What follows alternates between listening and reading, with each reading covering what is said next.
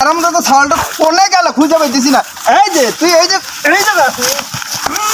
এই মানুষের ছাগল পাল এ করে হ করে খুন খারাপি করে সন্ত্রাসী করে মারামারি করে গার্লস স্কুল ছুটি এলে ইফটিজিং করে।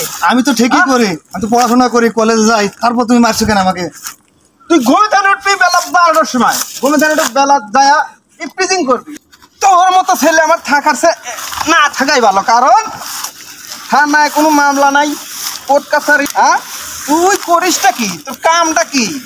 তোমার না করছি আমি 12টার সময় ঘুমে থেকে উঠবে, গার্লস স্কুল ছুটি হয়ে গেছে। গার্লস স্কুল ছুটি আছে, তুমি মনে হয় প্রেম প্রীতির ইফটিজিং করবে।